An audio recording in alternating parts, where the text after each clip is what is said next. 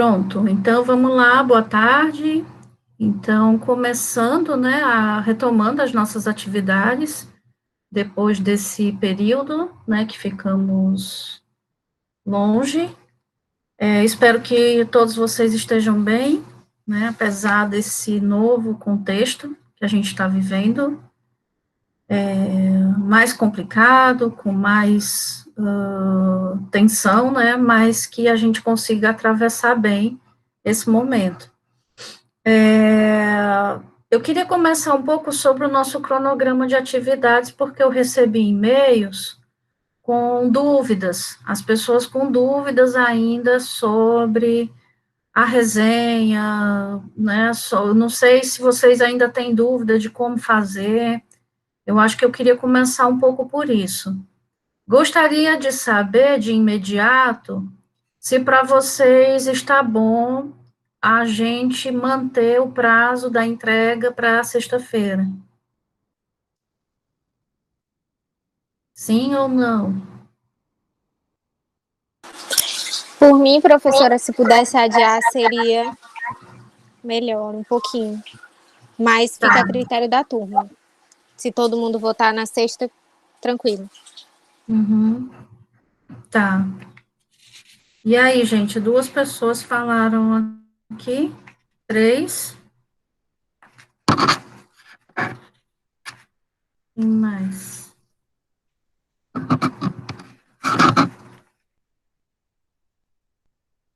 Podem escrever aqui no chat, tá?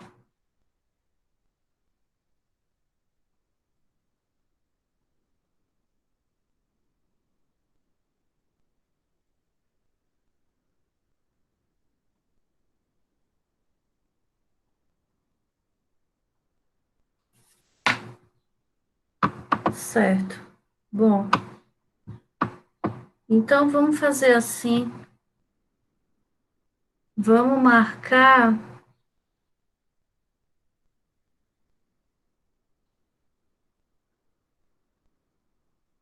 Deixa eu ver aqui com vocês.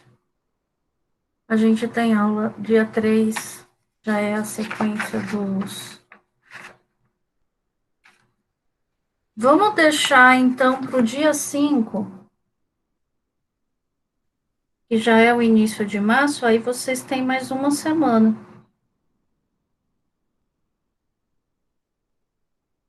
A gente, se tiver ainda alguma dúvida no dia 3, vocês me perguntam. Vamos marcar para o dia 5? Porque aí vocês têm mais esse final de semana e tem a semana que vem. Sendo que na semana que vem a gente se encontra na quarta. Aí, se quiserem fazer alguma pergunta, ainda tirar alguma dúvida, aí tem a quinta e para finalizar, enviar, né? Então, pronto.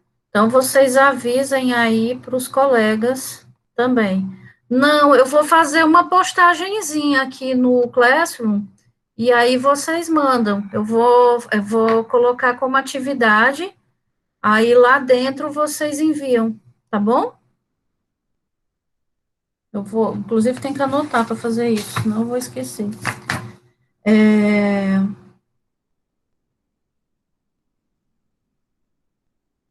Eu já enviei lá no WhatsApp a nova data e só uma dúvida, professora.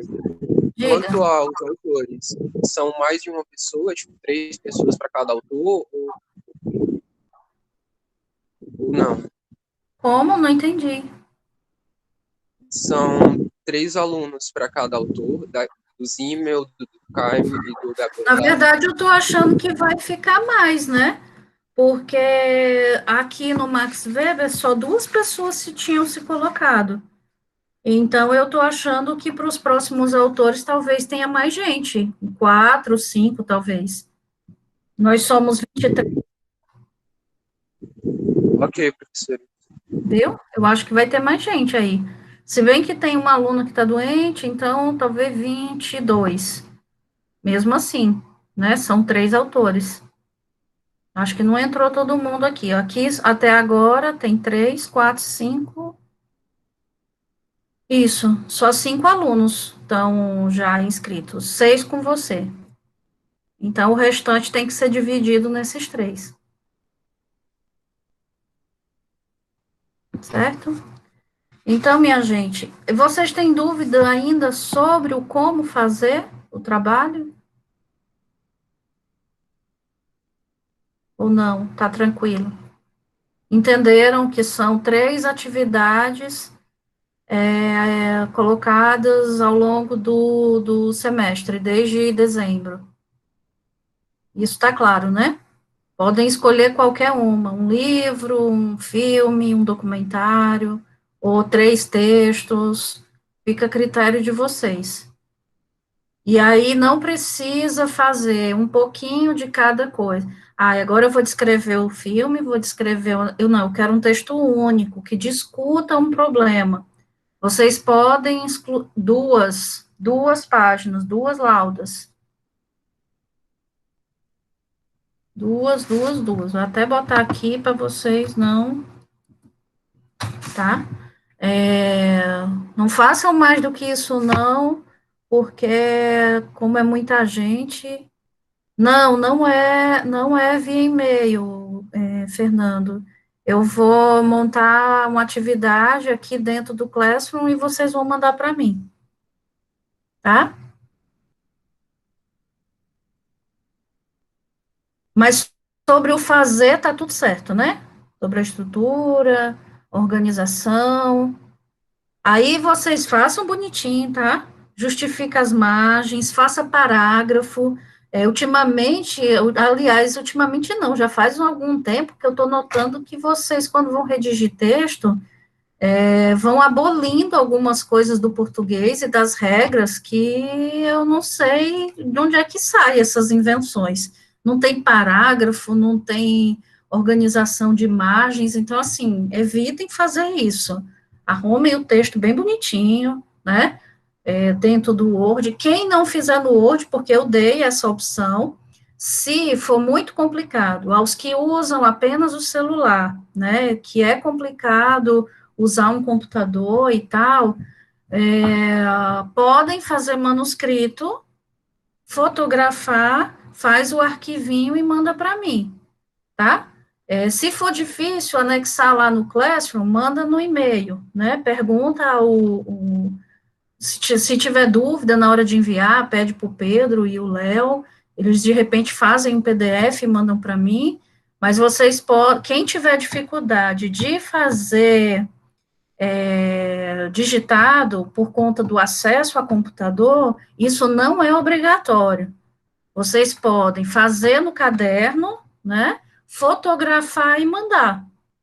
Vocês mandam para o Léo e o Pedro aqui no WhatsApp, e eles, né, organizam o arquivinho e mandam para mim. Não tem problema nenhum. Se tiver alguém com essa preocupação, se despreocupe. Pode fazer no caderno, bonitinho, com a letra organizadinha, só fotografa e manda para mim. Não é obrigatório ser digitado, tá? Nunca, nem mesmo no presencial, eu obrigo o aluno a fazer trabalho digitado, porque eu sei que é muito complicado, nem todo mundo tem acesso, às vezes divide o computador com outras pessoas da família, enfim, né? Então, sobre isso está tranquilo, né, gente? Então, deixa eu ver. Alguma dúvida sobre o trabalho final? Também não, né? Receberam já o livro. Vocês já se dividiram? Porque Ainda não, professora. isso vocês precisam fazer, viu? Vocês Eu, precisam nesse final de semana, eu vou pegar e abrir o livro para separar e tal, e vou jogar lá no grupo as partes divididas. Aí eu vou falar, tipo assim, quem quer ficar com tal parte? E aí, resolvam isso para que em março a gente já esteja com isso encaminhado, certo, professora, pode tá? deixar. Porque a gente fica com essa listinha e eu tenho uma sugestão também. Lá no programa tem uma sugestão de filme. Quem quiser saber um pouco mais além do texto sobre a vida do Mozart, tem um filme chamado Amadeus, que trata da vida dele. Então, de repente, pode ser aí um elemento a mais que possa ajudar na construção do trabalho, tá? Lembrando que o trabalho, o formato é bem livre. Não precisa ser escrito, pode ser uma apresentação aqui, pode ser uma apresentação, não precisa ser uma apresentação nesse sentido convencional, pode ser uma fala, mas pode ser uma montagem, enfim, fica a critério de vocês. Bom, deixa então. A gente vai vendo se cumpre essa agenda do mês de março direitinho, até o dia 17, mas a minha ideia é que por isso que eu gostaria de, talvez na próxima semana, a gente já ter mais ou menos uma ideia do trabalho final, pelo menos das sequências das apresentações, de quem vai ficar responsável por cada. Eu vou estar junto com vocês o tempo todo, eu só quero que vocês também se engajem nesse planejamento. Mas se a gente cumprir direitinho a apresentação dos clássicos até o dia 17, na semana seguinte, o dia 24, a gente já começa a discutir o livro do Norbert Elias, que aí já é o nosso processo de avaliação final. E aí seria a aula do dia 24 de março, do dia 31. Aí nós temos ainda a aula do dia 7, a aula do dia 14. E estaremos no final do semestre. Então, a gente estaria com uma margem de uma certa tranquilidade, porque ainda tem um tempo para o lançamento de notas. Se a gente conseguir terminar nesse período, a gente termina com uma folga, tá?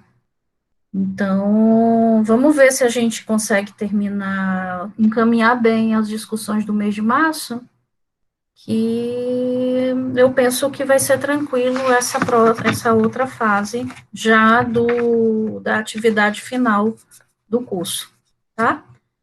Bom, nenhuma dúvida sobre isso, então vamos adiante. Minha gente, vocês viram lá nas nossas atividades que eu fiz uma postagem com os vídeos, né? Só 5 pessoas entraram lá.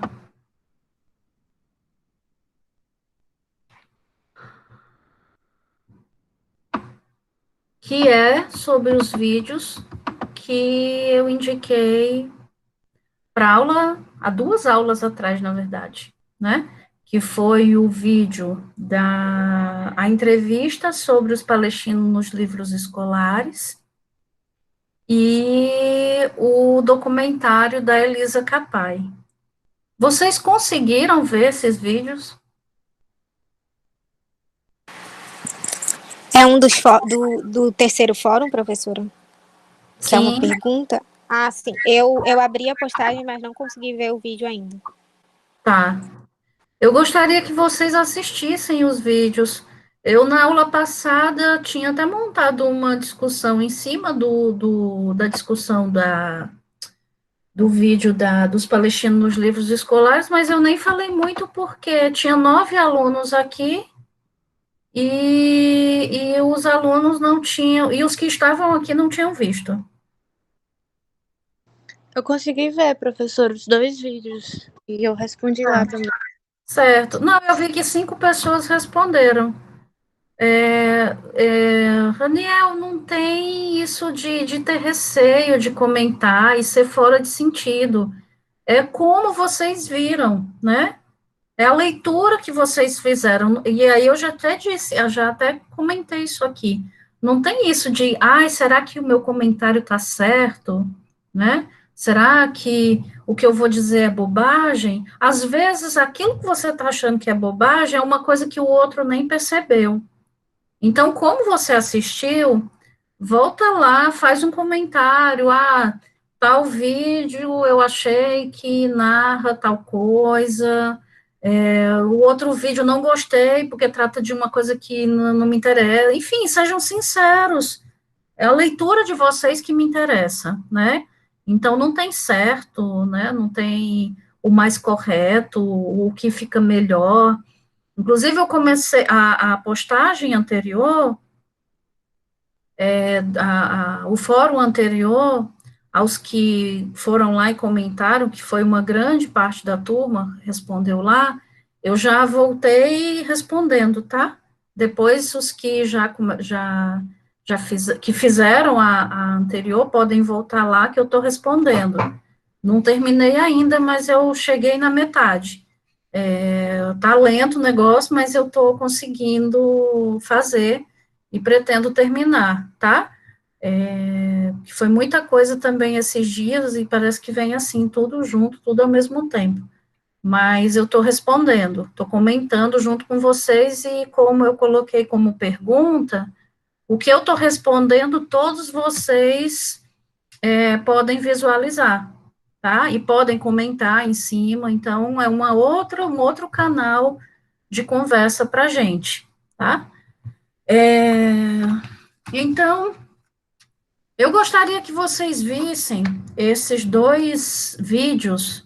Em algum momento a gente abrisse um parêntese para falar um pouquinho sobre eles, porque eu acho que eles condensam bem o que tem problematizado aqui, né? Essa ideia de não só da linguagem, mas como a sociedade ela vai definindo papéis. Aí no caso dos dois vídeos, no Hid al-Hanan, fala dos palestinos, como os palestinos vão sendo representados no imaginário de Israel, nos livros escolares, né? Então, como é que a gente vai construindo imagens do outro? A gente pode pensar se algo parecido acontece dentro da nossa sociedade, se nós construímos, né, essas imagens em relação aos outros, que muitas vezes a gente diz que é outro, né, mas o outro está bem perto de nós, que a nossa própria fisionomia, ela carrega essa alteridade. A gente é um pouco índio, é um pouco negro, é um pouco cigano, porque brasileiro é essa mistura. Então, quando a gente fala outro, o outro é quem, né? O outro, muitas vezes, é um pedaço de nós mesmos, assim. Então, como é que essas representações, como é que essas construções, elas vão aparecendo, vão se montando. Eu penso que assistir os vídeos vai fazer com que vocês compreendam melhor o que a gente vem discutindo nas aulas desde o começo. E aí, a partir desses comentários de vocês, a gente vai discutindo e entrelaçando aqui com as discussões mesmo dos clássicos, né? Não quero que vocês pensem que os módulos, eles estão separados, não, agora a gente só fala disso. E até porque eu preciso compreender o tempo também de vocês, de ver cada coisa, né? Então, tentem ver nessa semana os vídeos, e à medida que eu começo a visualizar aqui, que vocês viram e que vocês responderam lá, eu trago uma discussão aqui para os nossos encontros, tá? Mas gostaria que ainda em março a gente fizesse uma boa discussão, porque são dois vídeos bem interessantes. Eu acho que eles trazem questões bem atuais. O documentário da Elisa é um documentário muito bonito. O documentário da Elisa, ele teve dois títulos, né? Primeiro ela lançou ele com um tempo de 15 minutos, ele era menorzinho, chamava As Severinas. Depois ela reeditou e colocou um pouco mais de tempo, quase 30 minutos, e, claro, com um pouco mais de detalhe do trabalho de campo que ela fez no Piauí, mas fala de uma questão bem contemporânea nossa, que é o impacto das políticas sociais do Bolsa Família no Piauí, e como isso afetou a vida das mulheres daquela região. Então, são duas experiências diferentes, distintas, né, de lugares diferentes, mas o que será que elas podem trazer para as reflexões que nós estamos fazendo aqui? É isso que eu gostaria que vocês avaliassem, tá? Eu vou ficar enchendo o saco de vocês. Sexta-feira eu vou começar a aula perguntando quem foi que assistiu, tá? E vou ficar perturbando até vocês irem lá e assistirem. Não são grandes, um tem 15 minutos, o outro tem 28, então, assim, não é uma coisa muito difícil. Assiste um hoje, assiste um na quinta, enfim, é uma coisa possível de fazer, né? Eu não estou pedindo nem para vocês assistirem o Amadeus, eu fico até calada se vocês disserem, ai, professor, o filme tem 2 horas e quase 3 horas, é complicado assistir esse filme, assim, para comentar na semana que vem. Fico calada, mas esses 2 vídeos não tem complicação nenhuma, né, para assistir, não ser parar um pouquinho, reservar um tempinho para ver. Não precisa ver os dois de uma vez. Assiste, se programa para ver um num dia e um em outro, tá? Nessa segunda parte, terceira parte, né, a gente programou de refletir sobre, está intitulado Saber Social, é o nosso módulo 3, é o nosso último módulo do curso, que trata dos pensadores sociais e as suas biografias, né? Pensando aqui na biografia, não só no sentido de falar da vida desses autores, né? E pensando nisso, num sentido mesmo de biografia, não só no sentido de ver a vida deles, mas a relação entre a vida e a obra, né? Porque quando a gente pensa em autores, em escritores, em pensadores de uma época, é importante a gente perceber que aquilo que eles escrevem muitas vezes tem vínculos com os problemas, com as questões que estão postas na época que eles estavam vivendo, né? Eles não estão escrevendo sobre algo que é estranho a eles, é algo que eles estão respirando, de alguma forma aquilo está colocado como um problema, como uma questão, né? Então, os autores que serão importantes na formação da sociologia como disciplina, esses que estão aqui contemplados, que não são os únicos, tem outros que contribuíram, mas esses, digamos, que são os principais, né, eles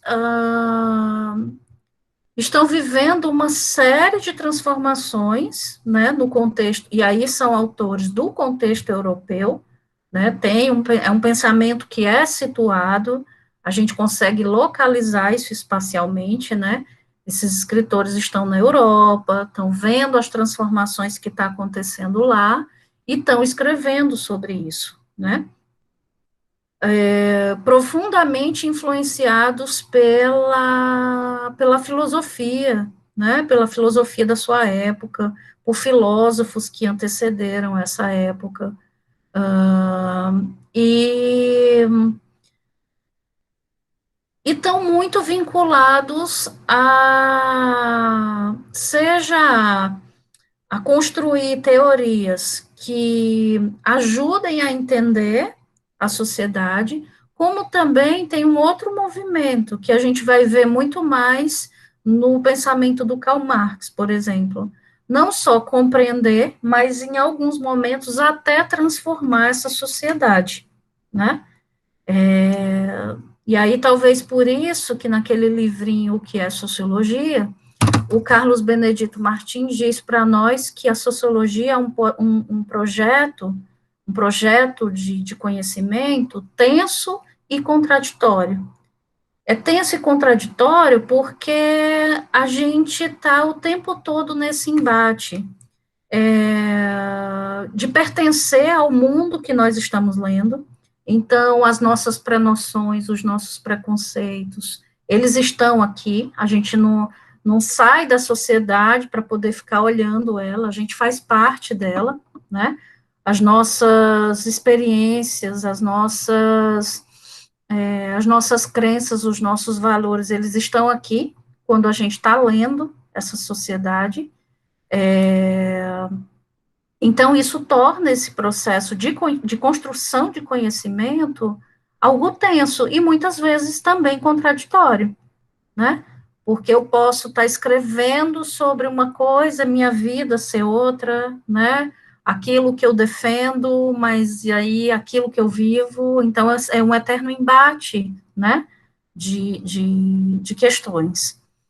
E aí esses pensadores, cada um do seu jeito, tentou primeiro definir como é que estava lendo a sociedade da sua época, mas também eles foram criando metodologias para isso, porque até então uma disciplina que estudasse a sociedade, né, com uma área demarcada, não existia, né?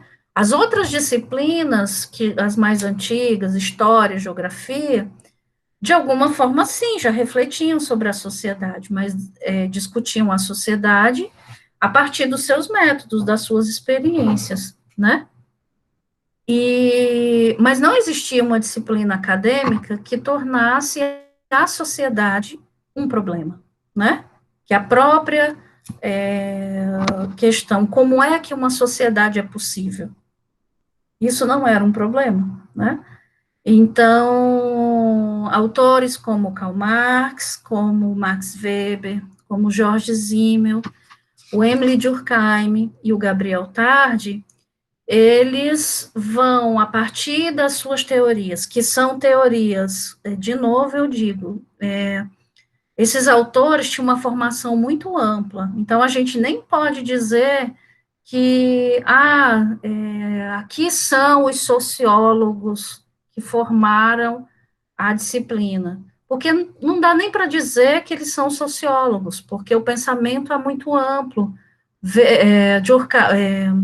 Karl Marx é um grande filósofo, um escritor, né, da sua época. Talvez de todos esses autores, o mais próximo que a gente tem de um sociólogo, num sentido assim mais puro do termo, né, um sociólogo mais profissional, digamos assim, seja o Durkheim, mas mesmo assim o Durkheim é profundamente influenciado pela filosofia.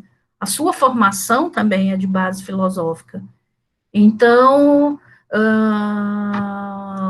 o Max Weber tem uma formação no direito, né? O Gabriel Tarde também, do direito. Então, e vai trabalhar por muitos anos na área da criminologia.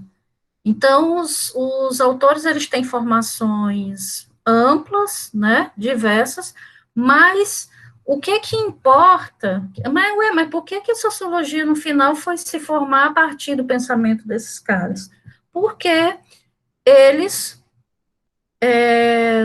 trouxeram para suas teorias problematizações sobre o que é a sociedade. O que é uma sociedade, como estudar uma sociedade, né, a partir de quais problemas, né, quais os problemas mais importantes que perpassam uma sociedade, que precisam, que mereçam ser estudados. Então, cada um deles foi construindo um percurso. E é esse movimento que eu quero construir com vocês nessa fase, da gente ter, nesse momento, a discussão sobre quem é o Karl Marx, né? Na sequência, a gente ir conhecendo um pouquinho da biografia de cada um. Lembrando, né, que essa ideia que eu estou trazendo para vocês de biografia. Geralmente a gente pensa na biografia, né, como O bio, né? O bio é a vida. E a grafia é uma escrita, né?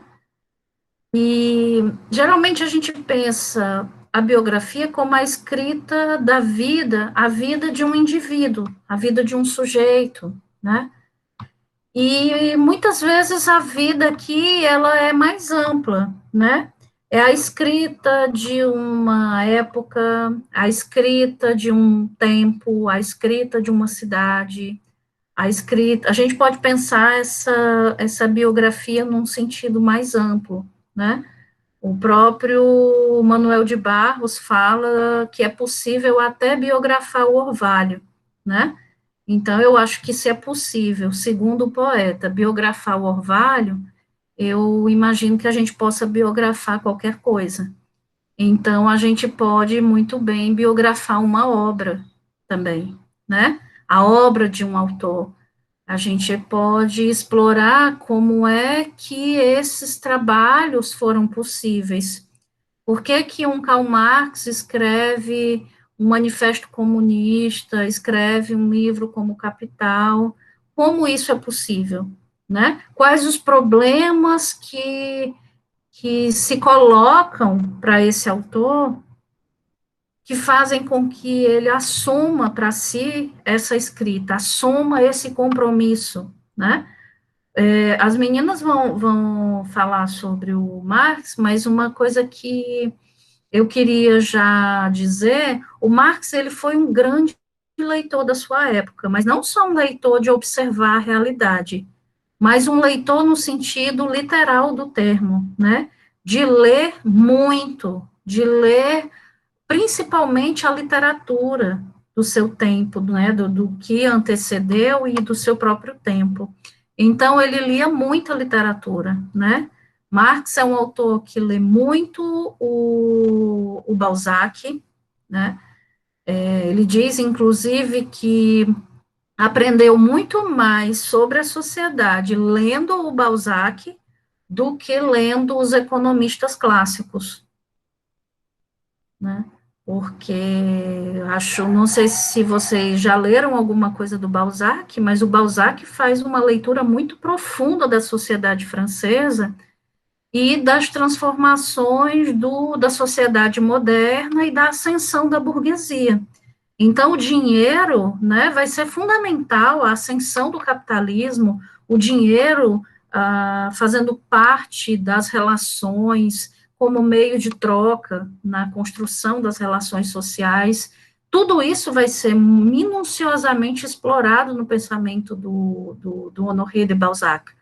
E o Karl Marx e o Engels estavam muito atentos a isso. Então, eles estudaram muito essas obras literárias. O Marx leu também o Émile Zola, leu Shakespeare, leu Dante, né? Então, é um autor que se vincula muito à literatura do seu tempo, né? E aí a ideia mesmo desse pensamento social que é total, que não lê só o que é específico ao que está trabalhando, mas lê um pouco de tudo. Eu acho que isso é importante até hoje na vida da gente. Eu acho que, pelo menos eu tomei muito isso para minha formação, eu sempre gostei de ler um pouco de cada coisa, né?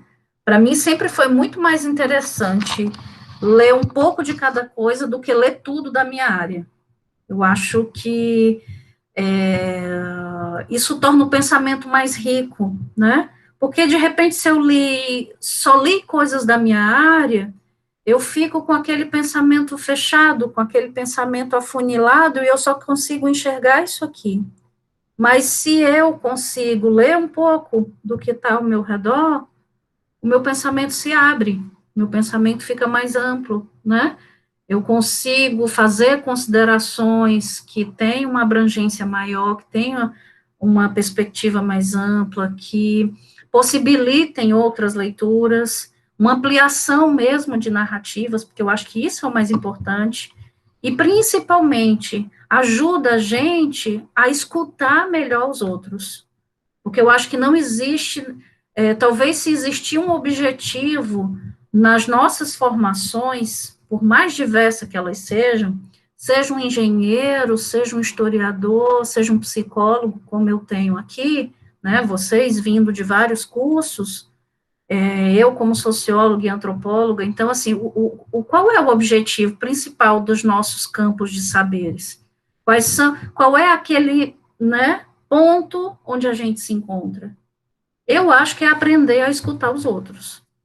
Porque se a gente não escuta os outros, a gente não consegue fazer nada, né? Eu duvido um engenheiro que não saiba escutar o que está sendo pedido dele construir qualquer coisa, né?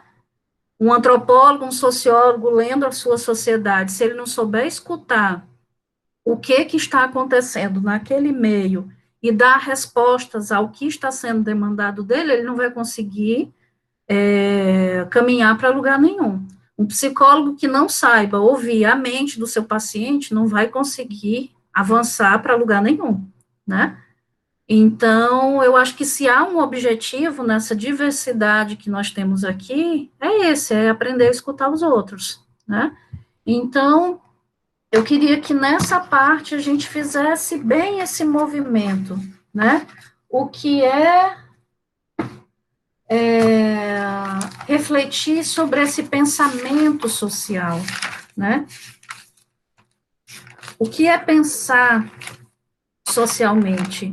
Tem um texto do Ottaviani que chama A Metáfora da Viagem, né, que está no livro Enigmas da Modernidade e Mundo. Ele diz que os nossos autores, né, eles, antes de qualquer coisa, antes de serem pensadores sociais, escritores da sua época, eles souberam ser viajantes, né?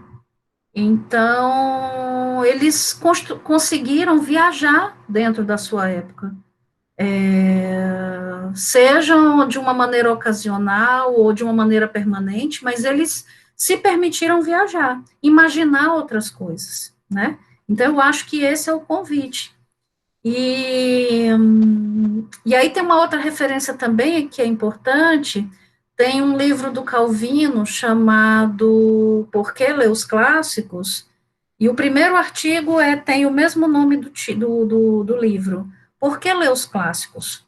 E uma coisa que ele diz, que é bem interessante, ele diz assim, até meio que uma brincadeira, por que ler os clássicos? Aí ele diz, porque é melhor do que não lê-los, né? Ou seja, porque é uma maneira da gente aprender o que essas pessoas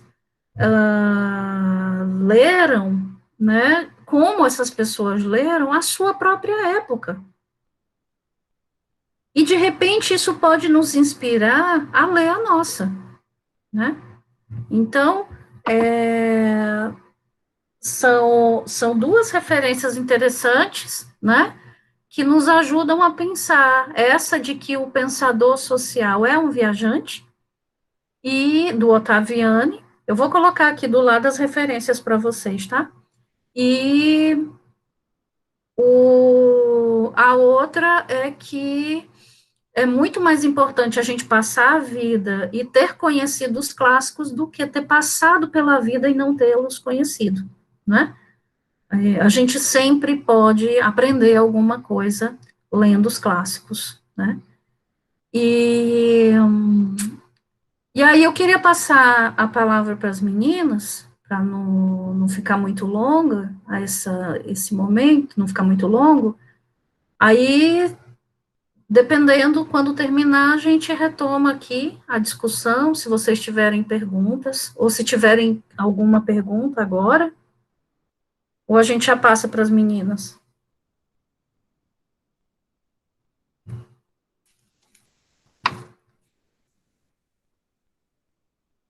Meninas e um menino, né? Tem Caio também. Então, Vitória, Brenda e o Caio. Vocês já falam? Oi, professora. O Caio vai começar com uma dinâmica. antes da ótimo. gente começar a falar. Tá bom. Boa tarde, gente. Eu vou enviar aqui no chat um link, e aí eu queria convidar vocês a experimentar. Vocês vão entrar nesse link, só quem se sentir à vontade, tá, gente? Vocês vão entrar nesse link e vão colocar esse código que eu coloquei no chat. Professora, participa também, por favor. Tô lá já. Pronto, e aí vai ter uma Eu tenho o pergunta. código, é só entrar? Botou o código? Não, já está o código. Quando eu cliquei, o código já foi junto. Não. Isso aí é só um esboço. Você vai ter que copiar esse código que eu coloquei no chat. É 818505. Ah, tá. É porque lá tem um, né? Certo. Isso. Pronto, e aí eu vou, rapidinho, gente, por causa do tempo, a gente vai fazer esse processo rapidinho. Quem puder ir respondendo aí. A gente fez uma pergunta, né? Caio tá dando um Que erro. tá. Tá dando erro, Caio. Vale? Peraí, só um minuto, deixa eu ver aqui. Tem que dar espaço ou não? Não, é tudo junto. Aqui também deu erro. Acabei de testar aqui, Caio. No meu e esse, acho que é o código que deu erro. Manda outro código pra gente. Tá, só um minutinho. Aí a ideia é que quando entrar no código, é como se fosse uma sala, entre aspas. Aí vocês respondem coisas e depois a gente vai mostrar uma coisa legal para vocês.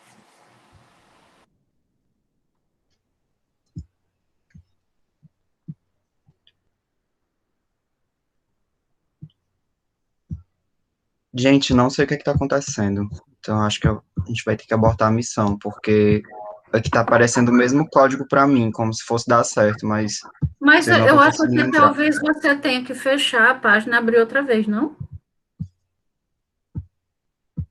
Porque isso acontece quando já dá erro, aí tem que fechar tudo, aí você abre de novo. Esse programa que você usou. Eu fiz isso. Só um minutinho. Uhum. Deixa eu ver se eu Não, tá faço. tranquilo, a gente tem tempo. Tá.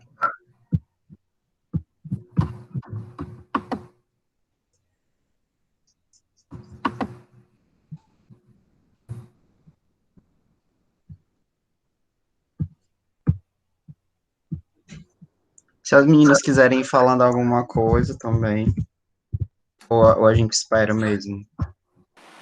Eu acho bom esperar só para a dinâmica, porque eu acho que vai acrescentar. Se tu não conseguir aí, me avisa que eu tento aqui do meu computador. Tá. Eu acho que vai dar certo agora. Entrem no mesmo site e coloquem o seguinte código: 85. Vou anotar aqui: 85 54 881. Vê se dá certo agora. Deu certo. Deu. Pronto. A gente queria abrir a discussão com uma pergunta, né? Com um problema, na verdade, dando essa relevância, né, que um problema tem para o pensamento, digamos assim.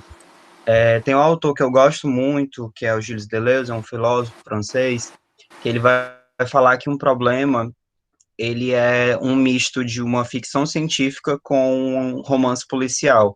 E eu gosto muito dessa definição, por quê, né? Por que seria uma ficção científica? Porque ele nos coloca, quer dizer, por que seria um romance policial, né? Porque ele nos coloca, né? O problema nos coloca numa investigação, né? Não sei se vocês têm contato com Sherlock Holmes, Agatha Christie, esses romances policiais clássicos da literatura, do cinema e tudo mais, que sempre tem uma trama, né, de uma investigação. E uma investigação, ela pressupõe uma ação, né, ao mesmo tempo. E qual seria essa ação? E é aí onde entra a ficção científica, né? Não sei se tem gente aqui que também gosta de ficção científica, tanto na literatura, no cinema e tudo mais, eu adoro. E a ficção científica, ela nos apresenta uma possibilidade de fabular, de imaginar, né? Então, um problema seria algo que nos leva a investigar e a imaginar as soluções para esse problema ou as respostas para essa pergunta, né? Então, eu trouxe um problema que é um problema de memória, problema de lembrança, para a gente dar um start nessa conversa biográfica a respeito de Marx, né? E aí eu estou vendo que algumas pessoas já estão respondendo. Eu vou esperar mais um minutinho É só para ver se... incluir as palavras, é isso? É, você Qualquer inclui palavra. Você vai. qualquer Isso, palavra. aí coloca as 5 palavras e depois clica em submeter. Aí Certo. pronto. Isso.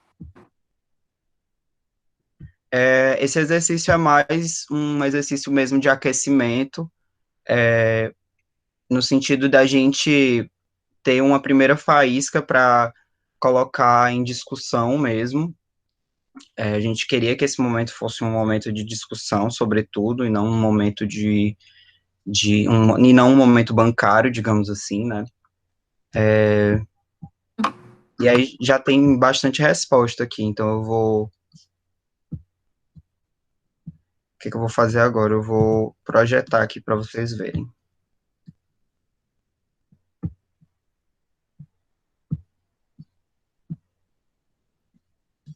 E aí a gente vai comentar a partir das respostas de vocês. Vocês estão vendo a tela? Abrindo. Aqui eu tô vendo. Pronto. A partir das respostas de vocês, esse site, né, ele criou essa nuvem de palavras, né, e as palavras que são maiores são as palavras que mais foram escritas, né, que mais foram colocadas, submetidas por vocês. E aí, pelo que eu estou vendo, seria socialismo, capital, proletariado, capitalismo, trabalho, economia, né? Tem outras muito interessantes também, né? Embate de classe, transformação, consciência de classe, Revolução Russa, resistência, tomada dos meios de produção, classes, leitura, divisão, luta do proletariado, luta, meio de produção, comunismo, filosofia, escrita, resiliência, sindicalismo, por aí vai. E eu achei muito, muito interessante porque já trouxe diversos conceitos, que era exatamente o gancho que eu queria pegar, porque quando a professora traz essa ideia de biografar uma obra, ou seja, como tornou-se possível, por exemplo, a obra de Marx no período que foi escrita, né? Porque o texto que a gente pegou, eu particularmente faço uma interpretação de que eu achei ele pouco biográfico, no sentido da própria vida de Marx. Ele traz Uhum. algumas considerações, mas eu acho que ele versa muito conceitualmente, né? E eu acho Sim. que é isso que surge aqui também nessa nuvem de palavras, né? São conceitos, são palavras, são termos, são categorias que são muito remetidas ao pensamento de Marx, né, e ao marxismo de um modo geral. E aí eu queria perguntar se alguém queria comentar alguma coisa a partir desse primeiro momento, dessa visualização dessa nuvem de palavras e principalmente as palavras que mais foram escritas. Alguém queria comentar alguma coisa? Só queria dizer que eu achei muito interessante essa ideia de vocês e tá muito massa. Só isso. Obrigado. E eu esqueci de colocar só o último termo, que era o materialismo histórico dialético, mas enfim, acho que ficaria legal essa palavra, esse termo destacado também, sabe? Que seria outro conceito também, né? Bom, na nossa conversa de hoje, a gente vai passar, né, por alguns desses conceitos, a gente vai passar entre eles, vai experimentar eles de alguma maneira, né, porque, enfim, a gente não tem tanto tempo, é uma obra complexa, enorme, tem gente que passa uma vida inteira estudando, então a gente pegou, de fato, um recorte a partir do livro e a partir também do que seria essa biografia de uma obra, né, enfim. Eu vou, então, encerrar aqui a apresentação, tá? Se mais alguém quiser comentar alguma coisa, agora é a hora.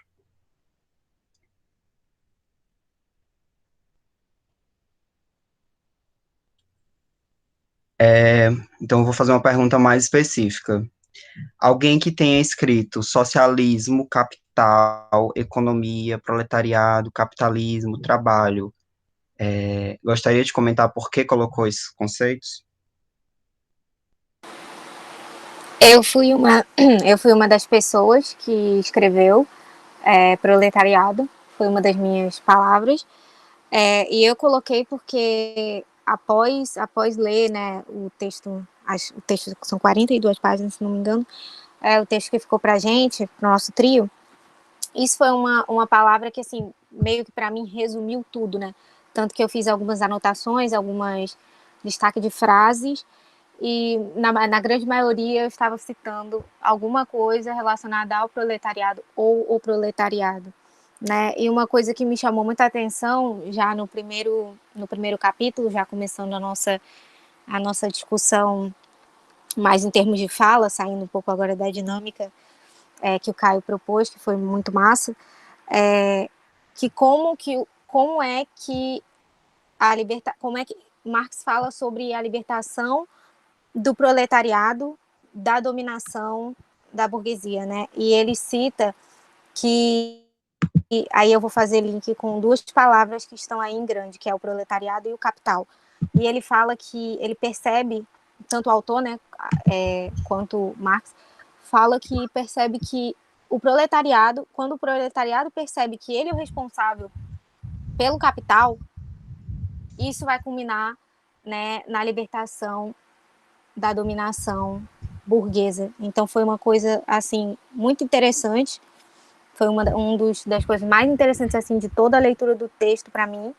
Eu até comentei isso com a minha mãe, estava comentando ainda há pouco no horário de almoço, sobre esse trabalho, sobre essa leitura com ela e falando sobre isso, né, sobre as minhas percepções sobre o texto.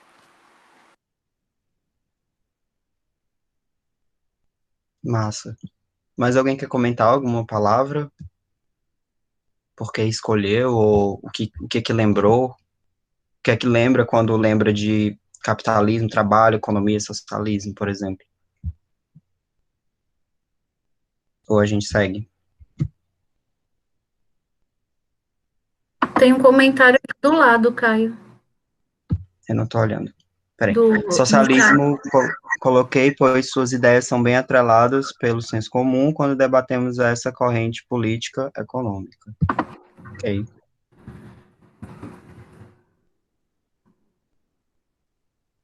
Tá, eu vou parar aqui a apresentação e aí a gente entra mais profundamente no texto, né? E aí a gente se reuniu, né? Nosso trio se reuniu, a gente conversou como que a gente poderia estar fazendo esse momento, como que poderia tornar dinâmico ele, e proveitoso e com certa destreza conceitual, né? Por mais que o tempo seja curto, a gente vai tentar comentar alguma coisa. E o que eu queria começar é pegando muito esse link que a professora tinha trazido, dessa questão de biografar essa obra, né, de trazer essa questão desses pensadores para pensar o social, né, essa ideia de que o pensador social é um viajante que se coloca, e uma outra ideia que eu tenho pensado bastante, com outros autores também, está muito presente em Nietzsche, Foucault, por exemplo, que são filósofos, que é a questão do pensamento, né, e dos conceitos como ferramentas, né, e eu acho que na fala da Cristina, se coloca muito isso no início, né, pensar como que esses pensadores da sociologia, que não eram necessariamente da sociologia enquanto disciplina, mas que fundam, de certo modo, e contribuem para o pensamento sociológico, como que esses conceitos, essas categorias, elas não só são conceitos ou abstrações, né, muito pelo contrário, são, de fato, ferramentas para se pensar e se produzir, de fato, uma transformação social, né, eu acho que isso é muito presente, muito evidentemente presente no Marx, também nos outros autores que a gente vai estar estudando, né. Enfim, queria começar falando essa questão de pensar mesmo o pensamento sociológico e esses conceitos todos como ferramentas mesmo para essa transformação social, né. E aí, assim, só situando, né, para todo mundo, eu não sei se todo mundo teve contato, a professora colocou o texto lá no Classroom, né, que é o texto Marx, Sociologia, organizado pelo Otávio Iani, coordenado pelo Florestan Fernandes. Ele faz parte de uma coleção chamada Grandes Cientistas Sociais. E aí quem estiver acompanhando com o texto, eu queria ler uma citação, né, a gente, enfim, optou metodologicamente por ir pensando em tópicos ou em citações para a gente discutir na partir delas, tá? E aí eu vou ler uma citação para abrir essa questão biográfica mesmo de Marx, né? Essa citação está na página 10 do PDF, não, quer dizer, na página 10 do livro, que está na página 5 do PDF, né? Do lado esquerdo. Convenientemente lado esquerdo. Tá? Eu vou ler aqui. Tá depois da citação, de uma citação curta que tem nessa página 10, portanto, no segundo parágrafo dela. Mais ou menos na sexta linha. É evidente que foi desenvolvendo passo a passo uma compreensão cada vez mais clara de problemas que tinha pela frente. Houve, inclusive, desenvolvimentos ou saltos revolucionários no interior da revolução científica realizada por Marx. Toda a sua obra é um documento vivo sobre a maneira pela qual foi percebendo, delimitando, eliminando, enfrentando e resolvendo as questões. Nesse processo, a atividade política de Marx desempenhou, às vezes, um papel decisivo. O que interessa aqui, no entanto, é que, ao longo de sua obra, produz simultaneamente o método e a interpretação do capitalismo. Não é por mero acaso que, em todas as suas análises, aborda sempre e conjuntamente os problemas do capitalismo e os métodos de análise. Então, eu acho que a gente podia iniciar com essa citação, pensando nesse sentido, né, de como a obra se relaciona com a vida do autor e como ele vai produzindo essas questões, e como que é uma obra processual nesse sentido, né, ele não surge, apesar de, enfim, ter as suas obras principais, né, o Capital, o Manifesto do Partido Comunista, a própria Ideologia Alemã, que são livros muito, enfim, os mais populares, digamos assim. Ele tem uma obra muito vasta, né, e esses conceitos, eles não se desenvolvem, enfim, desde sua primeira obra, eles vão nascendo aos poucos e vão se colocando à medida dos problemas que Marx vai pensando, né. Inclusive, eu tenho um livro que eu gosto bastante, que eu acho ele super importante para a minha área, que é o Sobre o Suicídio, que ele vai dar uma outra relação, uma outra interpretação da possibilidade da questão do suicídio enquanto fenômeno social, né, não enquanto fenômeno individual, de características muito particulares, mas sim algo que está entrelaçado aos próprios efeitos da produção capitalista no seio da sociedade, no seio da sociedade capitalista, né, digamos assim. Então, é muito interessante como que, a partir desses conceitos que vão sendo produzidos processualmente ao longo das obras, né, ele vai fazendo essas diversas relações e enfrentando certos problemas, né, mas que sempre são atravessados pelo problema principal, que é a questão do capitalismo e da própria superação do capitalismo, né, a partir do desenvolvimento do método histórico dialético, né, do materialismo histórico dialético, e, enfim, do método de análise histórico dialético, né, e desses próprios problemas, né, do capitalismo. E aí, com isso, ele vai integrando as diversas referências, né, o texto vai falando um pouco sobre elas, as diversas referências que ele utiliza para pensar esses problemas e para desenvolver esse método. A própria filosofia clássica alemã, o socialismo utópico francês, a economia política clássica inglesa, né, que ele utiliza como referências não do ponto de vista de seguir a partir do que elas trazem, mas também de, enfim, entrar em combate, entrar em embate, às vezes, conceitual e tudo mais, né, pelo que eu entendi que o texto traz. Enfim, queria começar por isso aí. Alguém quer comentar? As meninas quiserem seguir também.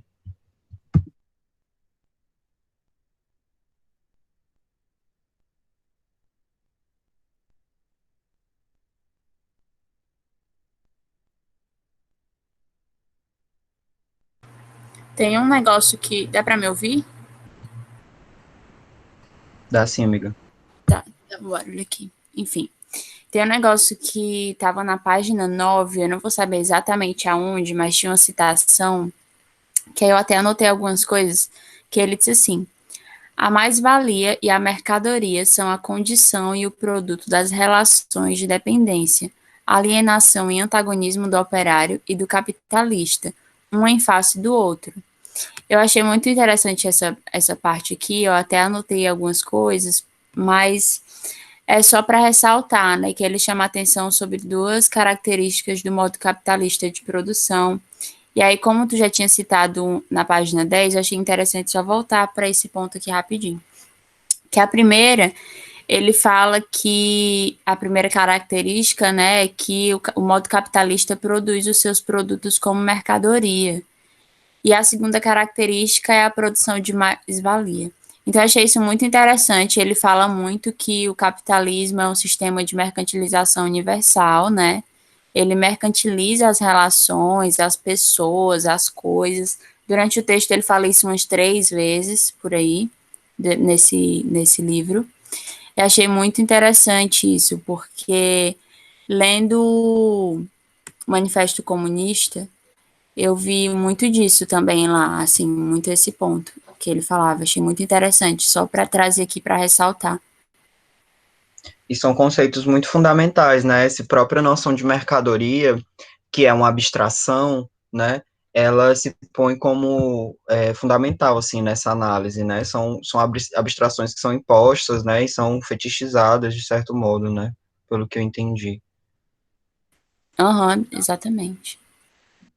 E aí o autor chega a comentar de uma espécie de caráter místico do que seria a mercadoria, né? Ou seja, a mercadoria, ela para de ser analisada só do seu ponto de vista das próprias relações de troca, né?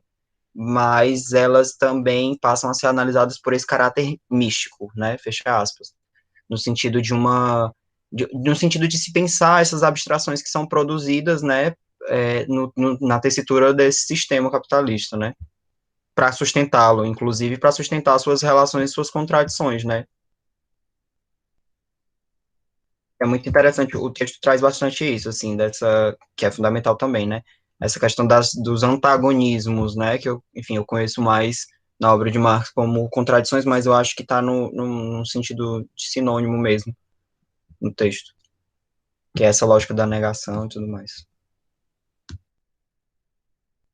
E o legal é, tipo, perceber que o lance desses antagonismos, eles não se fundamentam só na parte do capitalismo em si, nesse momento histórico, mas a teoria, o materialismo histórico dialético, ele permeia toda uma temporalidade. Se você pegar, tipo, Idade Antiga, tem patrícios versus plebeus. Se você pensar, tipo, nos suzeranos e nos camponeses, dentro do regime feudalista, o capitalismo ele veio para intensificar essa relação e para tornar ainda mais visível essa relação antagonista, tá ligado? Essa relação de exploração. É por isso que, tipo assim, eu fico muito apaixonado e muito brisado toda vez que eu leio Marx. Eu acho que é uma teoria muito, muito, muito foda. Eu acho que ali na página 14, mais ou menos, do livro, ele vai falar um pouco sobre essa questão desses antagonismos, trazendo essa questão da historicidade, né? De uma espécie de transitoriedade do capitalismo. E aí, quando ele está falando mais precisamente relacionado às classes sociais, né? E aí ele vai categorizar a classe burguesa e a classe proletária, né? Próprias do capitalismo. Enfim. Enfim, eu acho que isso se conecta um pouco com o que você comentou agora dessa historicidade, né? Das contradições.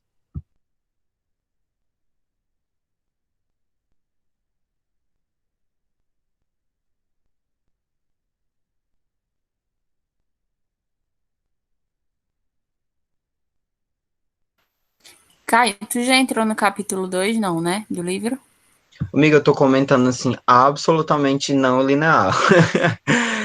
mas, Tá, mas só porque. porque eu não consigo, tipo, fazer A, depois B, depois C. Aham. Mas aí vamos tentando aí seguir uma estrutura que eu vou Não, tentando tá ótimo. conectar.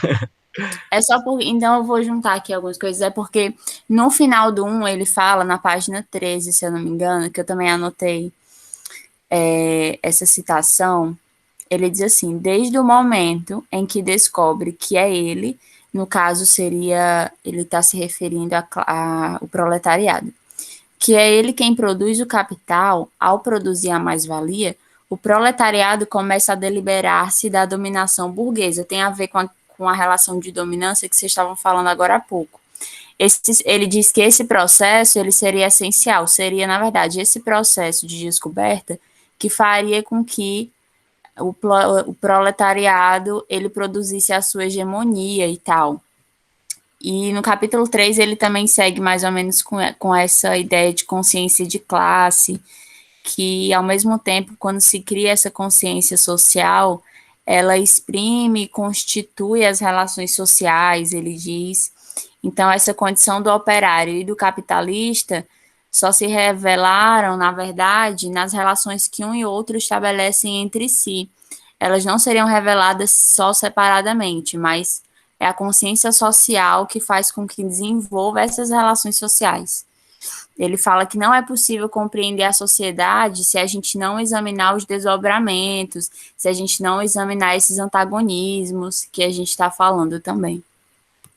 Pelo que eu entendi, isso tem muito a ver com a ideia de, eu não sei se tem a ver, assim, é até uma dúvida que eu fiquei, não sei se a professora poderia também estar ajudando em relação a isso, que era tipo assim, o texto ele traz uma ideia dessa transição do que seria uma classe em si para uma classe para si, né? Que é a ideia de, tipo, de trabalhadores, peraí, deixa eu só catar aqui, de trabalhadores individuais, né, para o proletariado em si, ou seja, para o proletariado enquanto classe organizada, né. E aí eu acho que essa organização, somada com essa consciência, que poderia ser esse processo que você comentou agora, Vitória, de libertação nesse sentido. Sobre essa questão que eu estou comentando, ele fala na página 18, só tentando pontuar para quem estiver acompanhando também. Inclusive, fazendo só um link aqui, não linear, né, com o capítulo 4, com o finalzinho já do texto, deixa eu só ver exatamente aonde ele fala, eu acredito que seja na última página. Só um segundo. É exatamente na última página, bem no final, na penúltima frase.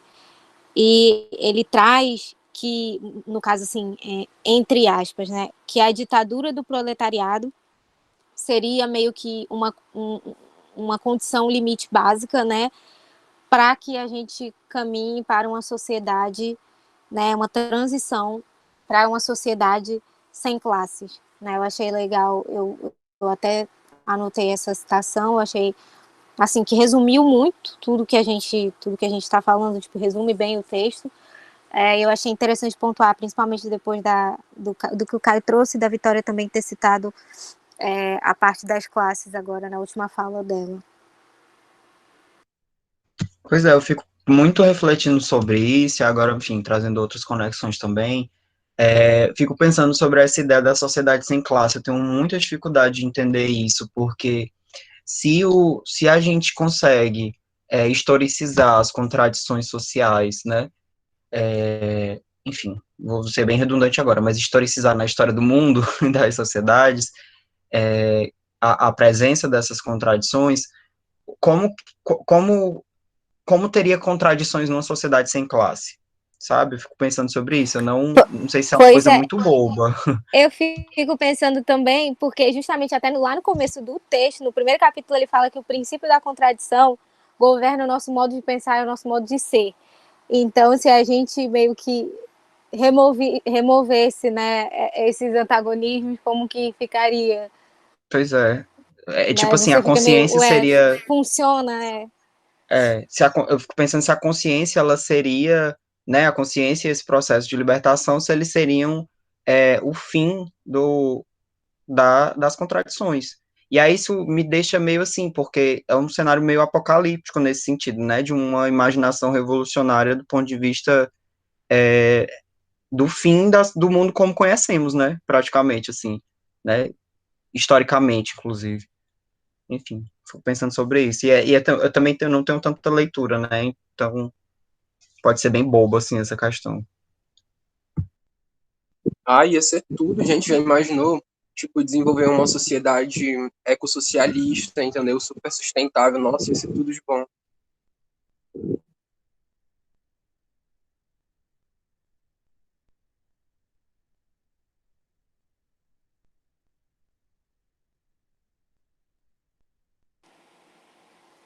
Alguém quer apontar alguma coisa disso que a gente está trazendo? A gente juntamente ao Pedro. Eu queria falar mais, gente, adoro falar, brincadeira aquelas. Eu queria falar só sobre a questão da reificação, que, tipo assim, seria o processo de coisificação do trabalhador, sabe? Eu, assim, senti falta dessa parte. Que dessa sociedade capitalista que coisifica e aliena o seu trabalhador e que, por outro lado, eleva a mercadoria a um patamar de divindade por meio da fetichização da mercadoria, é mais uma das faces, entendeu? Desse capitalismo e tal. Eu não sei se é válido pontuar isso, eu acho que é super válido, mas não sei. Inclusive, ele traz muito, né, ao longo do texto isso, a transformação do da pessoa em mercadoria, né? Ele fala disso bastante no primeiro capítulo. Ao longo do texto ele também cita, mas é bem mais presente no primeiro capítulo. Ele fala assim claramente, assim, bem claro, assim, com as palavras, tipo, que a transformação da pessoa em mercadoria, justamente nesses dois conceitos, né, da mais-valia e do proletariado. Eu estava aqui retornando a um pouco do que eu falei no início, né, da gente, foi muito importante, eu acho, o Pedro, né, que falou agora, o Pedro trazer novamente isso, porque, de fato, isso é uma questão muito importante para a gente pensar a historicidade do capitalismo, tal como ele analisa, né, assim, na contemporaneidade dele.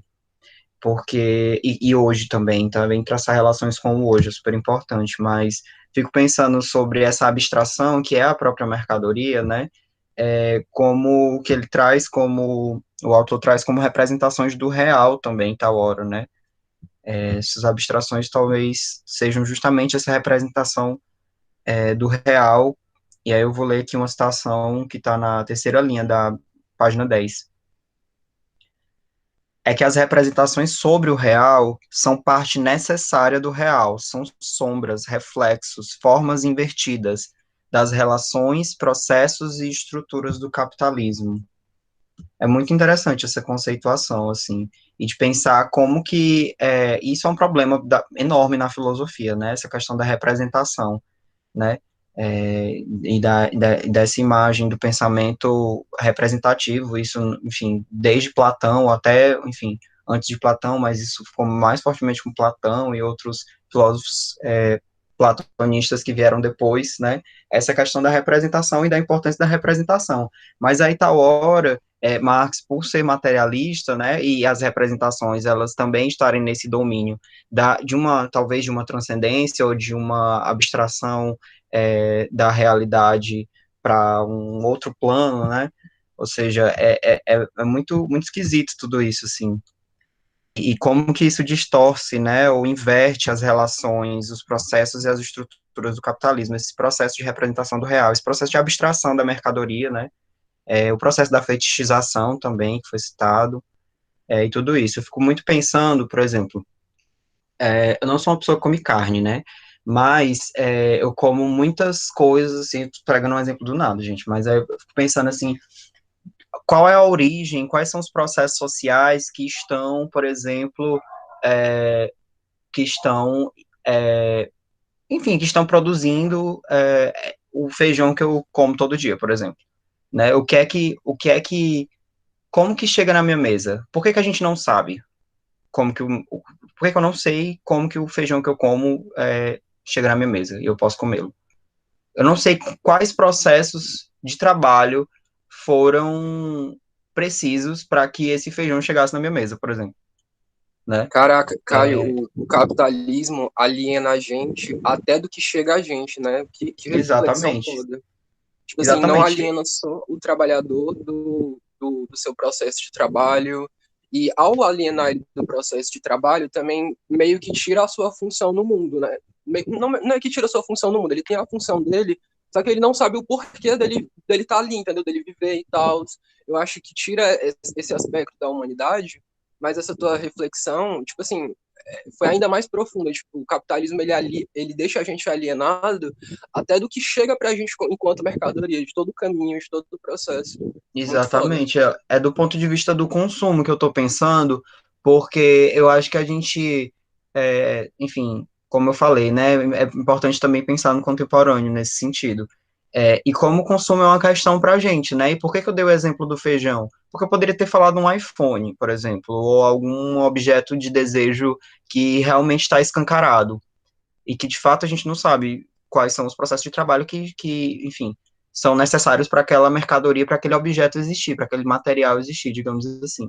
Mas eu quis pegar no mais básico, assim, da minha existência, que é um alimento que eu preciso comer diariamente, por exemplo, né, para minha fonte proteica.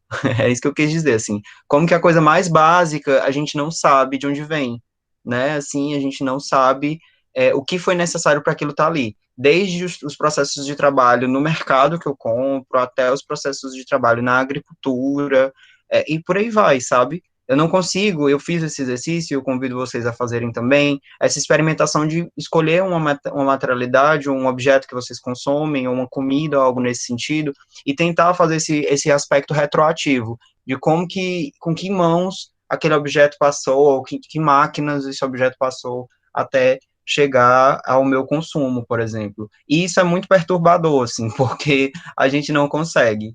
Da hora a gente não consegue fazer essa linha de produção, digamos assim, né? Traçar essas linhas de produção. E isso faz parte dessa representação do real, isso faz parte dessa abstração, isso faz parte da alienação, isso faz parte da fetichização, isso dialoga com tudo isso, assim. Pelo menos na minha cabeça faz sentido, não sei se vocês faz.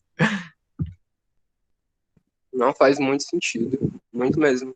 E, tipo assim, se ninguém tem noção até do básico, entendeu? Como, por exemplo, do feijão, e só quem teria essa noção de todo o caminho que é trilhado seria aquele que detém os meios de produção, o capitalista que detém esses meios de produção, fica muito difícil para a gente, enquanto não detentores dessa informação, nos organizarmos, né?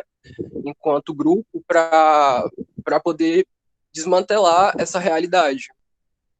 Então, o desnudamento desse caminho é imprescindível para a nossa compreensão e, para que sirva de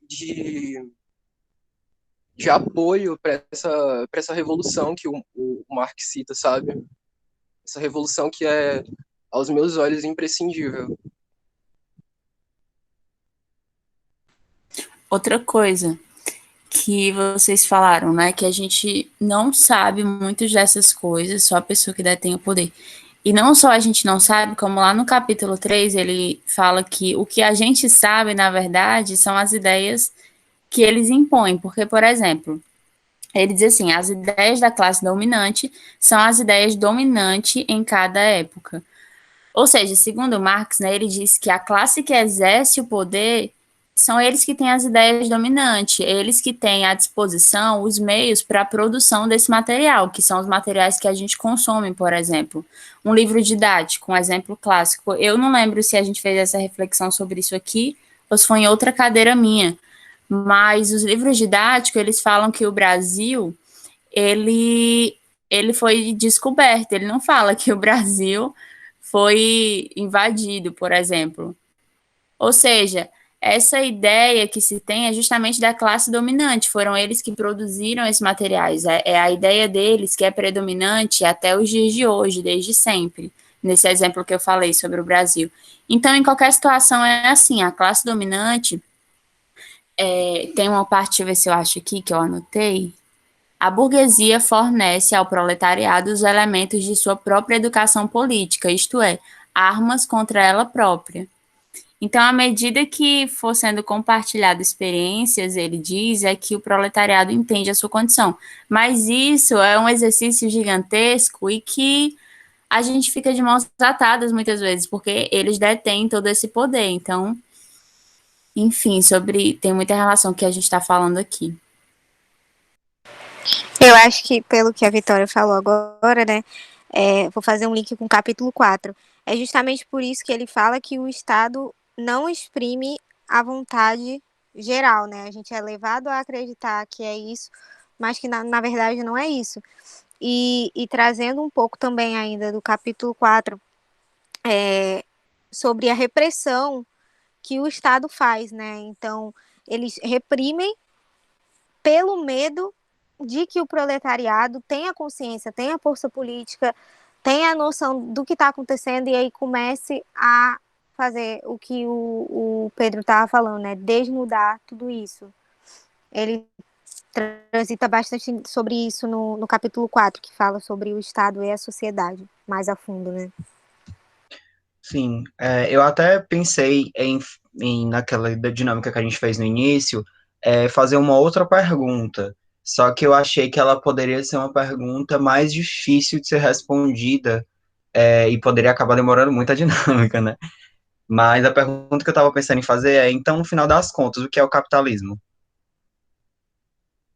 O que é o capitalismo? Porque a gente está aqui colocando essas diversas questões, né? O nome do livro do Marx é O Capital, não é o socialismo. Então, ele está direcionando essas críticas e disparando essa imaginação e essa produção do que seria um pós-capitalismo. Mas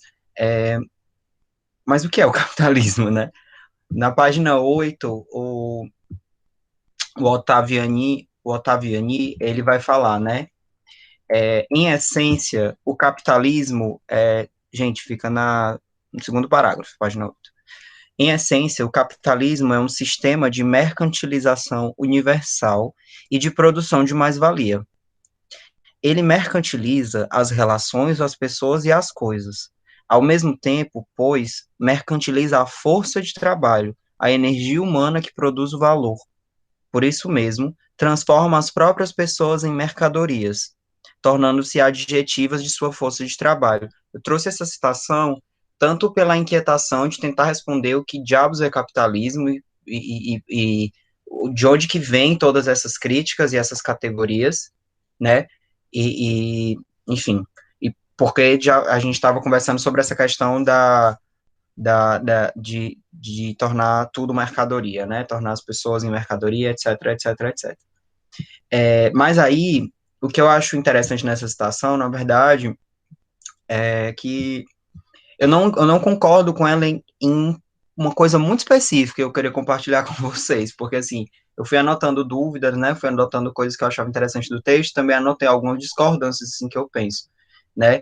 Eu não acredito que o capitalismo seja em essência um sistema de mercantilização universal. Eu acho que ele funciona como um sistema de mercantilização universal. E isso para mim dá uma virada conceitual muito importante que eu queria compartilhar. Porque, assim, quando a gente está remetendo o que é o capitalismo, essa pergunta é um buraco sem fim, como o Léo falou no chat. É um buraco sem fim porque a gente vai estar tentando definir a essência disso que a gente só consegue ver o seu funcionamento. Então, a gente está produzindo uma abstração sobre o capitalismo, né? A gente está produzindo uma representação do real. A gente está produzindo, enfim, será que a gente não está produzindo a mercadoria do capitalismo, tá hora, quando a gente passa a conceituar a sua essência, né?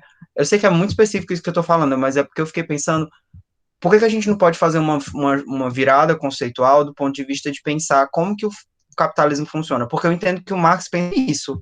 Eu entendo que ele produz justamente um pensamento a partir do funcionamento do capitalismo. Como que ele funciona, com que categorias, com que abstrações é necessário para o capitalismo funcionar, com que contradições é necessário o capitalismo funcionar, né? Com que procedimentos, né? Com que performances, digamos assim, porque eu vejo alienação e o fetichismo, por exemplo, como performances mesmo do capitalismo, como o exercício real do capitalismo, né? Então eu fico pensando nessa possibilidade da gente talvez criticar pelo seu funcionamento. E aí, né, enfim, pensando no capitalismo como funcionamento, quais engrenagens a gente precisa movimentar para que esse funcionamento possa ruir? Porque eu acho que é essa a coisa principal, assim, né? De se categorizar sobre isso tudo. Enfim, quis trazer esse Ai, incômodo Caio, aí, tá assim. incrível, meu Deus. Perfeito.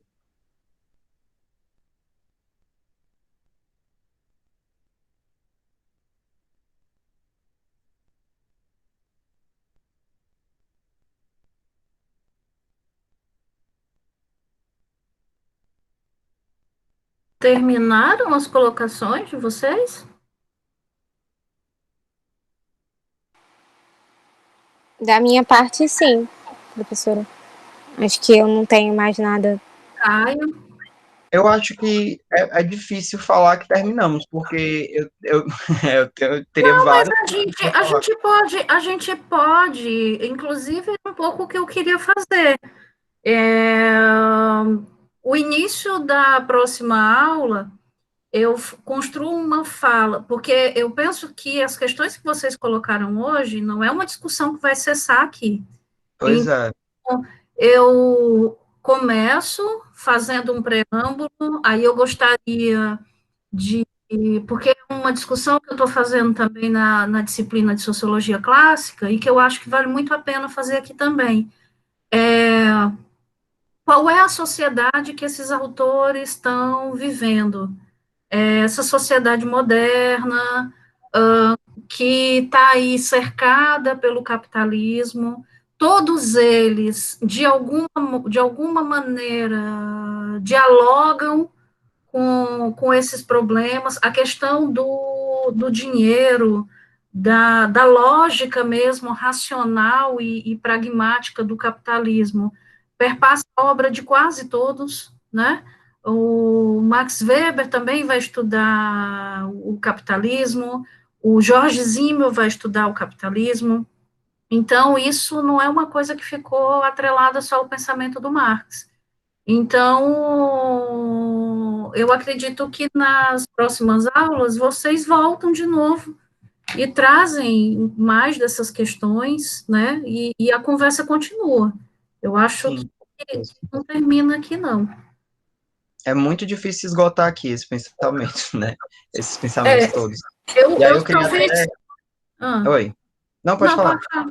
Não, só para. Eu não sei se já. Só para não ficar nenhuma coisa assim solta, uma das coisas que você. Não vou falar tudo, mas uma das coisas que você colocou, né? Essa ideia de uma classe de si para si. Você disse que tinha dúvidas em relação a isso, mas eu sinto que a tua dúvida é porque você fica pensando no que seria essa sociedade sem classe, né? Foi mais ou Isso, menos uma relação muito estreita, como. sim. É, é, na verdade, isso aqui é um problemão, né? Isso aqui é um problemão, porque isso aqui perpassa. Como é que eu construo uma classe de si para si, né? Esse de si para si tem a ver com, primeiro, um processo de consciência, e essa vai ser uma questão fundamental no pensamento do Marx, que não é só entender como a sociedade capitalista se organiza, como se dá, né, esse processo mesmo de produção, mas o processo também de consciência. É preciso que conhecer essa engrenagem, para usar uma expressão que você usou, e ter consciência de qual é o meu lugar nessa engrenagem, né? Para poder construir qualquer coisa.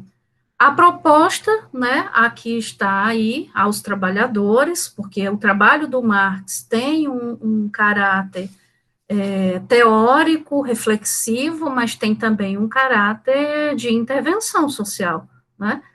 E óbvio que muitas das coisas foram feitas já por outros movimentos, é tanto que a gente usa a expressão marxismo, ou seja, aqueles que saíram falando em nome de Marx, né? Muitas vezes atribuindo ao Marx o que ele nunca disse, o que ele nunca escreveu, que isso aí são os problemas, né, as interpretações, as traduções, às vezes até os estereótipos que a gente constrói em relação aos autores. Mas isso vai ser um problema que vai ser questionado, você até colocou Eu não sei, pode ser que a minha dúvida, a minha reflexão seja até boba, mas eu te digo que ela não é boba. O próprio Freud, eu não sei se você já leu nas suas disciplinas O Mal-Estar da Civilização, mas no Mal-Estar da Civilização, esse é um problema que o Freud está preocupado. O Freud, olha, no Mal-Estar, ele começa pensando quais são os problemas que afetam quais são as causas, né, do sofrimento humano e na sociedade moderna. E ele vai falando, né, a relação com a natureza, né, o próprio corpo, a relação da fragilidade do corpo, mas também o fato de nós não nos ajustarmos àquilo que está presente na sociedade, aquilo que é construído e colocado para nós, né, de uma maneira impositiva pela família, pelas relações sociais e pelo próprio Estado. E aí tem um momento do texto que ele faz uma reflexão sobre isso, né, de que essa ideia de uma sociedade sem classe, de uma visão mesmo de um futuro comunista, né, compartilhando todas as coisas, ele acena como uma solução de todos os problemas. E o Freud tem um grande pé atrás com tudo isso, né? Isso, o mal-estar é do início do século XX, né? A publicação. Então, é de 29, né? O que tem aqui como um problema é que ele vai dizer, mas tudo bem, a gente consegue abolir a instituição privada e que é isso que corrompe as pessoas. Então, a partir do momento que a gente faz isso, a gente resolve todos os problemas. Ele, será? Né? Então, ele põe isso em dúvida. Então, assim, a dúvida que você tem também era a dúvida do Freud. Então, fica tranquilo, porque está todo mundo aí com essa mesma dúvida não, acho que a gente não consegue resolver tudo. As relações individuais, as relações coletivas, elas são muito mais complexas, né? A gente não vai conseguir resolver tudo. Eu incluí aqui algumas referências, as 2 referências bibliográficas que eu citei hoje, mas para quem quiser ter uma leitura bem diferente, assim, do socialismo, tem um livro bem interessante chamado Fourier, que é um filósofo também dessa época, vai ser importante também nessas leituras sobre o que é a sociedade.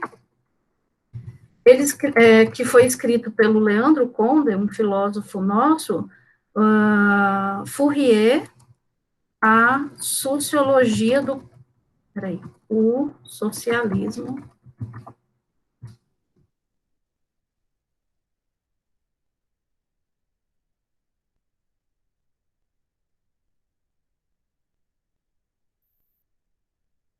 É bem interessante esse livro, né? Porque é a visão do Fourier sobre o socialismo, mas um socialismo pautado no prazer.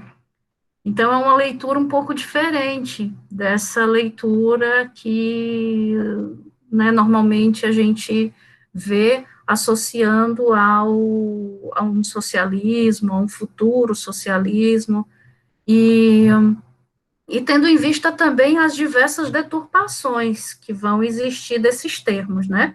Socialismo, comunismo, ainda mais na nossa sociedade atual. Tem um cordel, eu não sei se vocês conhecem, que foi feito aqui, né? Esse aqui, o Manifesto Comunista em Cordel. Ele está bem interessante.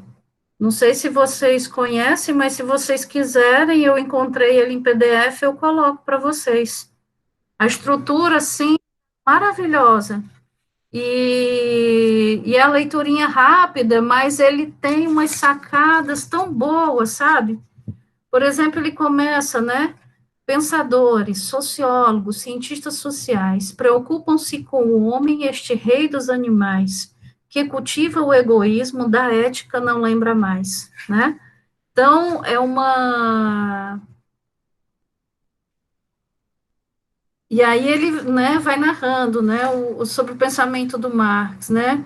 Foi de Karl Marx e Engels a grande ação humanista, quando lançaram ao mundo o Manifesto Comunista, dizendo que o nosso grito necessita ser conquista.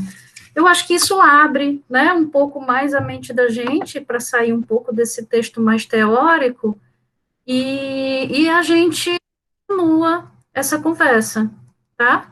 A gente, eu mando para vocês, e eu anotei várias coisas que vocês falaram, eu só queria pontuar isso que o Caio mencionou como uma dúvida, dizer que essa dúvida não é só sua, esse pé atrás não é só seu, e aí na próxima aula eu falo mais sobre isso, já alinhavando com o Weber também.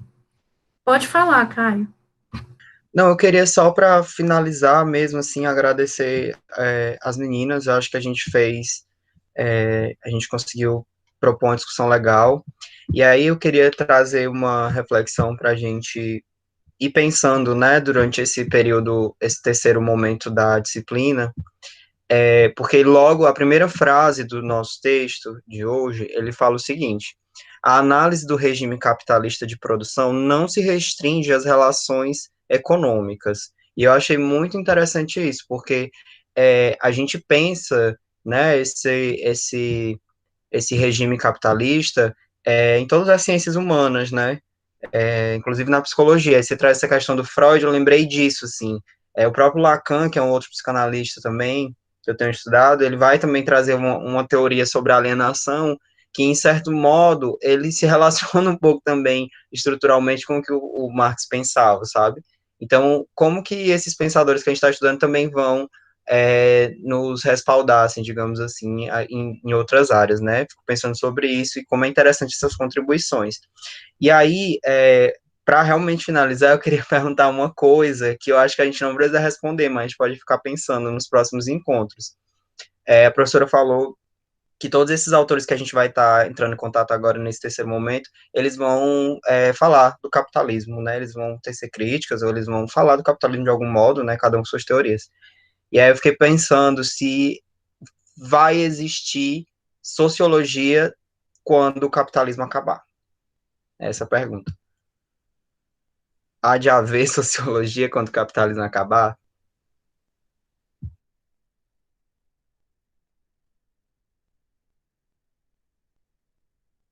Gente, o que vai acabar primeiro, o mundo ou o capitalismo? Fica essa também.